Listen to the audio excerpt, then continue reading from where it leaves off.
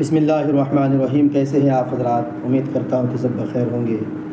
میں آپ کا میزبان غلام علی رضوی مجاہدی۔ آئیے تعمیر ادب کا پہلا حصہ شروع کرتے ہیں۔ سبق نمبر 3، پارٹ نمبر 3۔ آئیے یا کے ساتھ ملاوٹ کی مشق۔ بسم اللہ الرحمن الرحیم۔ با جوڑ یا، با کے نیچے زیر ہے اور یا میں ساکن ہے، اگر ملایا جائے تو با یا زیر بی پڑھا جائے گا اور تھوڑا کھینچ کے پڑھا جائے۔ اور یاد رکھیے گا، یا دو طرح کے ہوتے ہیں۔ ایک اس طریقے سے یا ہے، اس کو یا معروف کہا جاتا ہے، اور ایک یا آپ کو بتا دوں، یہ جو یا ہے اس کو یا مجہول کہتے ہیں۔ دیکھ رہے ہیں، با کے بعد جو یا ہے اس کو یا مجہول، دیکھیے یہ والا یا، اس کے با کے ساتھ میں یا ہے، اس کو یا مجہول کہتے ہیں۔ ہا کے بعد یا ہے، اس کو یا مجہول کہتے ہیں، اور یہ جو یا ہے اس کو یا معروف کہا جاتا ہے۔ تو آئیے شروع کرتے ہیں۔ با یا زیر بی، تھوڑا کھینچ کے پڑھیں گے، ہے نا۔ با جوڑ یا برابر بی۔ اسی طریقے سے پا یا زیر پی۔ اب اس کو با کو بے بھی پڑھ سکتے ہیں، الف بے تے سے، اور الف با تا سا، اس طریقے سے بھی پڑھ سکتے ہیں، دونوں طریقے سے پڑھ سکتے ہیں، ٹھیک ہے۔ پا یا زیر پی، تا یا زیر تی، ٹا یا زیر ٹی۔ اب ٹا کی جگہ میں ٹے بھی پڑھ سکتے ہیں، کوئی حرج نہیں ہے۔ جیم یا زیر جی، دیکھیے جیم ہے، اس کے ساتھ میں یا ملا دیا گیا۔ دال یا زیر دی، دیکھیے دال کو یا سے ملایا ہے، لیکن دال کو یا سے ملتا نہیں ہے، بلکہ الگ الگ، دال بھی الگ رہتا ہے اور یا بھی الگ رہتی ہے، ٹھیک ہے۔ لیکن جیم کو یا سے کس طریقے سے ملا دیا گیا، جیم دیکھیے یہ تھوڑا سا اس کو کاٹ دیا گیا، جیم کو یا سے ملایا گیا، ٹھیک ہے۔ اڑا یا زیر اڑی، سین یا زیر سی، ضاد یا زیر دی۔ آپ اردو میں ضاد بھی پڑھ سکتے ہیں، ضاد یا زیر زی، جیسے رضا پڑھا جاتا ہے، رضا ہے نا۔ ضاد کو اردو میں ضاد کو ضاد کہا جاتا ہے نا، ضاد پڑھتے ہیں لوگ، ضاد پڑھا جاتا ہے اردو میں، ٹھیک ہے۔ غائن یا زیر غی، فا یا زیر فی، کاف یا زیر کی، ایک کاف ہے دیکھیے، سب گاپ یا زیر گی، کاپ میں ایک اس طریقے سے کھینچ دیا گیا تو گاپ بن گیا۔ لام یا زیر لی، دیکھیے لام اس طریقے سے ہے، اس میں یا کی ملاوٹ ہو گئی ہے، لام یا زیر لی۔ میم یا زیر می، یہ میم ہے، میم کا یا کے ساتھ ملا دیا گیا۔ نون یا زیر نی، حمزہ یا زیر ای، ہا یا زیر ہی، یہ ہا ہے، اس طریقے سے کر دیا گیا ہا۔ اب آئیے پانی، پا الف زبر پا، نون یا زیر نی، پانی۔ اب پے الف زبر پا بھی پڑھ سکتے ہیں، پا الف زبر پا بھی دونوں طریقے سے پڑھ سکتے ہیں۔ دادی، دال الف زبر دا، دال یا زیر دی، دادی۔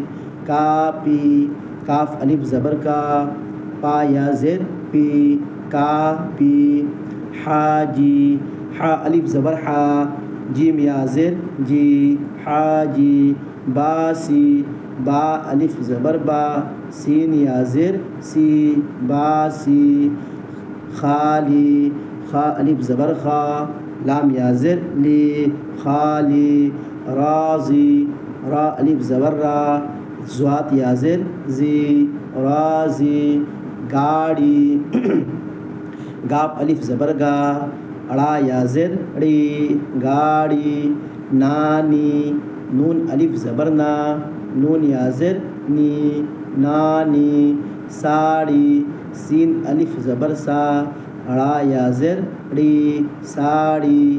والی، واو الف زبر وا، لام یا زیر لی والی راہی را الف زبر را ہا یا زیر ہی راہی داغی دال الف زبر دا غائن یا زیر غی داغی جاگی جیم الف زبر جا گاف یا زیر گی جاگی کافی کاف الف زبر کا فا یا زیر فی کافی کافی باسی با الف زبر با سین یا زیر سی باسی پانی پا الف زبر پا نون یا زیر نی پانی یہاں بھی پانی پڑھ چکے ہیں اور یہ بھی ہے پانی۔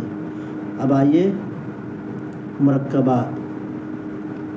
دادا کی بات ملا دیا گیا، ایک جملہ بن گیا ہے، سینٹنس بن گیا۔ دادا کی بات بالکل آسان جملہ ہے۔ آم والا، ٹھیک ہے، دادا تو پڑھ چکے ہیں، کی بھی پڑھ چکے ہیں، ٹھیک ہے۔ آم والا، ساگ والی، کالی ساڑی، نانی ساگ لائی، چار گائے۔ آئیے اس کو ہجے کرا دیتا ہوں آپ لوگوں کی سہولیت کے لیے، آسانی کے لیے۔ دادا کی بات، دال الف زبر دا دال الف زبر دا دادا کاف یا زیر کی دادا کی با الف زبر با تا ساکن بات دادا کی بات۔ آم والا الف مد زبر آ میم ساکن آم واو الف زبر وا لام الف زبر لا والا آم والا۔ ساگ والی سین الف زبر سا گاف ساکن ساگ والی واو الف زبر وا لام یا زیر لی والی ساگ والی ساگ والی۔ کالی ساڑی کاف الف زبر کا لام یا زیر لی کالی ساڑی سین الف زبر سا اڑا یا زیر ڑی ساڑی کالی ساڑی۔ نانی ساگ لائی نون الف زبر نا نون یا زیر نی نانی سین الف زبر سا گاف ساکن ساگ نانی ساگ لام الف زبر لا حمزہ یا زیر ای لائی نانی ساگ لائی۔ چار گاڑی آئی چا الف زبر چا را ساکن چار گاف الف زبر گا اڑا یا زیر ڈی گاڑی چار گاڑی۔ آئی الف مد زبر آ حمزہ یا زیر ای آئی چار گاڑی آئی۔ بس اس کو پڑھیں ایک مرتبہ، پھر اس کو پڑھا دیا جا رہا ہے۔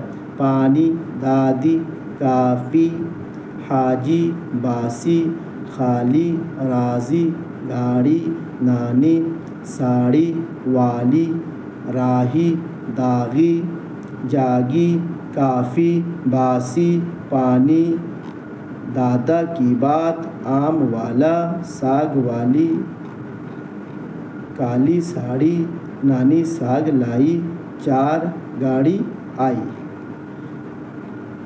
اس کو اچھے طریقے سے یاد کر لیں گے اور اپنی کاپی میں لکھ بھی لیں گے، اس لیے جب لکھیں گے تو باتیں زیادہ یاد رہتی ہے۔